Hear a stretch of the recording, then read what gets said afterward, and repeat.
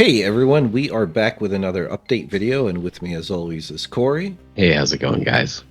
And my brother Chris. Hi, everybody. So to dive right into things, on the Neo Geo side, by the time you see this video, I will have just wrapped up the full set of animations, cleaning them up and finalizing them for that mysterious character that is very highly detailed and very thoroughly animated that I hinted at in the previous video. A character that you only see if you play as Zardana, that's all I'll say. It's tied in with that Neo Geo specific playable character, but I'll leave the rest a mystery, so unfortunately I can't show you any of those animations yet. But by the time I'm just wrapping up the final couple of animations, but by the time you see this video, that will be done, and I will be giving the final sprite sheet to Cedric to plug into the game. And speaking of Cedric, the reason I did not finish the other things that I hoped I would by the time of this video, which was the missing sound effects for the game, is Cedric delivered a really juicy, a really beefy build of the Neo Geo version that has so many tickets finished and so much of the upgraded art implemented that I basically had to kind of stop what I was doing and focus on testing that build and make sure. Cedric had whittled down the Trello board. He took care of so many tickets. The one thing we really want to make sure, because the biggest reason for the tardiness of the Neo Geo version was the kind of bottleneck on the programming side. So we want to make sure that the programmer is never waiting on us for tickets. So that's why we've had the time. We figured out, while we have all of this time, we might as well just add enhancements to the art. And it actually gave me time to come up with the idea for this whole other animated character. So luckily I'm wrapping that up now.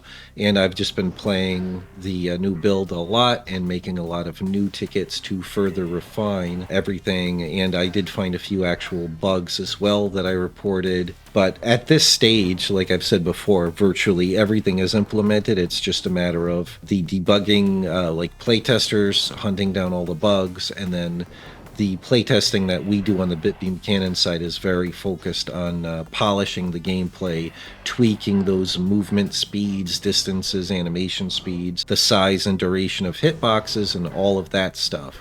And the good news is, on that front, this new build is feeling really, really good. I especially tested with Elric, but I have to make a few more passes, especially on the later levels with Zardana. But like, we know exactly how Elric is supposed to play and feel, so to speak, from the Mega Drive and modern version. So like, the Neo Geo version is really, it's virtually perfect now. And while I was blabbing, future Mike should have editing in new Neo Geo footage for you to take a look at. On the PC side of things, Chris is mostly finished improving the final boss fight code while getting the ability for the boss to do any of his attacks from the left-hand side of the screen as well. Yep. During development, I made it so that by pressing a key, I could get the boss to switch which side of the screen he was on. And with that done, it's now time to actually create the code and let the game itself do that at the appropriate times for when the boss should switch. As far as the printed side of things, due to scheduling conflicts with the local expert for that certain card game, I have only managed to get 2 of the cards finalized as far as the text, and it's just giving it the final look over and edit pass before sending to the printer. But of course, I'm going to wait until the 3rd card is at the same stage before doing that. We're pretty much going to send all of the printing stuff out at the same time. It kind of makes sense. Yeah, the Neo Geo manual is pretty much completed. We're doing it sort of in 2 different formats, which is why there was a little more work done on that.